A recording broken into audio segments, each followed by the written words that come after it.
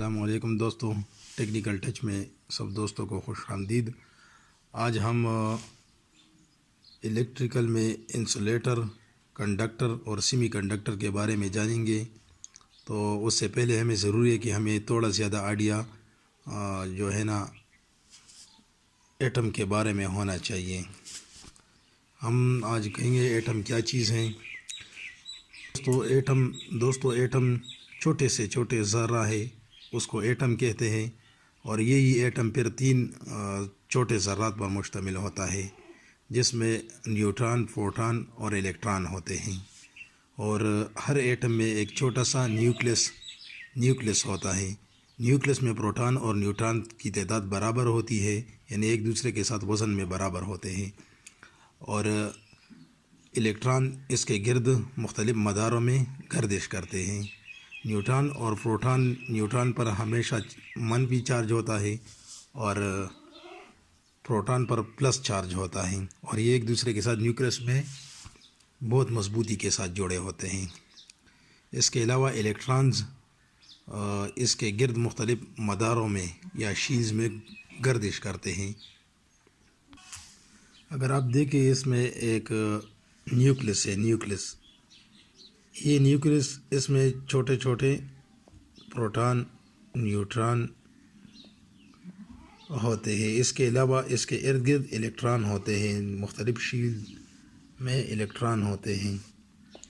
Electron ان کے ساتھ ایک خاص انرجی کی وجہ سے اس کے گرد گھومتے ہیں، یعنی یہ سینٹریفیوگل فورس کی وجہ سے اس کے گرد گردش کرتے ہیں۔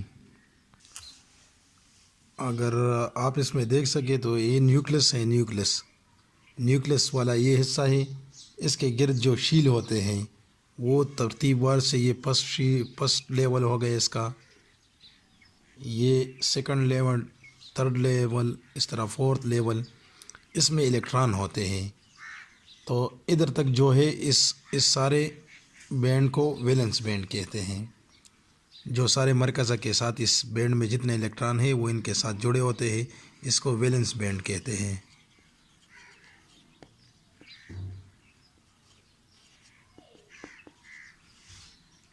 اس کے علاوہ اس میں ایک اور بینڈ ہوتا ہے جس کو کنڈیشن بینڈ کہتے ہیں۔ یہ کنڈیشن بینڈ ہے۔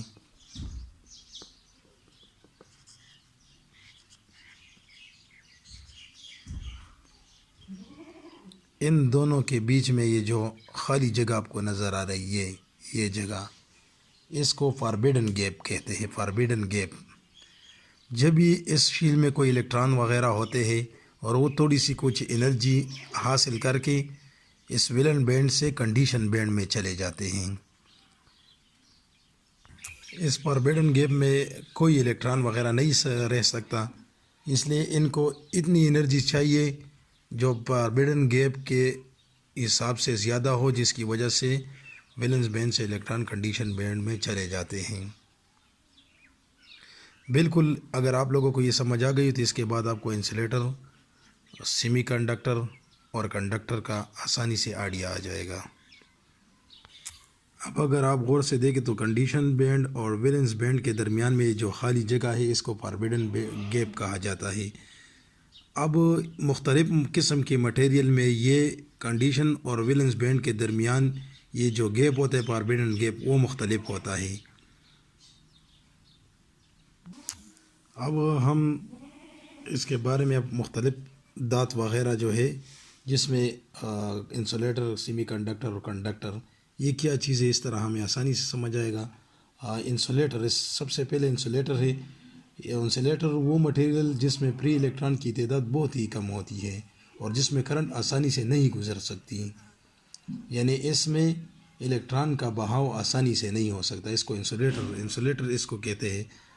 اس میں مائکا، پلاسٹک، ربڑ، کاغذ وغیرہ یہ سب کچھ شامل ہے۔ اچھا، اس میں یہ چیزیں شامل ہے تو یہ اس کی خوبی کیا ہوتی ہے؟ اس میں بیلنس اور کنڈیشن بینڈ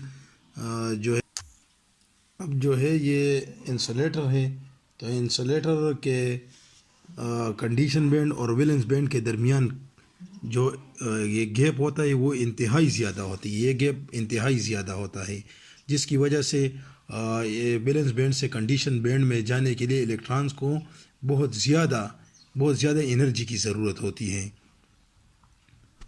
دوستو اس کے بعد ہم کنڈکٹر کو آتے ہیں۔ کنڈکٹر ایک ایسا مٹیریل ہے جس میں پری الیکٹران کی تعداد بہت زیادہ ہوتی ہے، مثلا کاپر، گولڈ، ایلومینیم وغیرہ۔ اگر اس کے ہم بینڈ وغیرہ پہ آ جائے تو اس کے ویلنس بینڈ اور کنڈیشن بینڈ، ان کے درمیان یہ جو فاصلہ ہوتا ہے فاربیڈن گیپ جس کو کہتے ہیں، یہ بہت زیادہ ہی کم ہوتا ہے۔ یعنی اگر تھوڑی سی انرجی یہ حاصل کرتے ہیں تو ان کے ویلنس بینڈ کے جو الیکٹران ہیں وہ کنڈیشن بینڈ میں آسانی سے چلے جاتے ہیں۔ یہ کنڈکٹر ہیں۔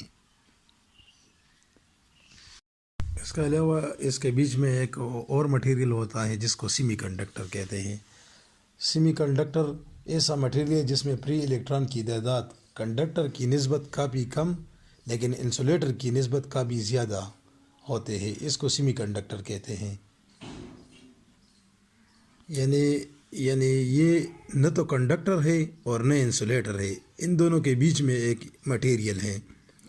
اگر اس کی ہم بینڈ پہ آ جائیں تو اس فاربیڈن بینڈ جو اس میں ہے، یہ فاربیڈن گیپ جس میں ہے، یہ فاربیڈن گیپ ان کے درمیان میں یہ جو گیپ ہے یہ انسولیٹر کی نسبت تو کم ہوتا ہے، دیکھیں انسولیٹر کی نسبت اس کا گیپ کم ہوتا ہے لیکن کنڈکٹر کی نسبت زیادہ ہوتا ہے، یہ ان دونوں کے بیچ میں ہیں۔ اور یہ جرمینیم، سلیکان وغیرہ یہ سارے سیمی کنڈکٹر ہیں۔ دوستو اس کے بعد ہم شاید آپ لوگوں کو تھوڑا زیادہ آئیڈیا ہو گیا ہوں، تو اس کے بعد ہم الیکٹریکل میں مزید پھر جان سکتے ہیں کہ یہ کرنٹ کا بہاؤ کس طرح ہوتا ہے، یہ نیکسٹ ویڈیو میں آپ کو بتائیں گے۔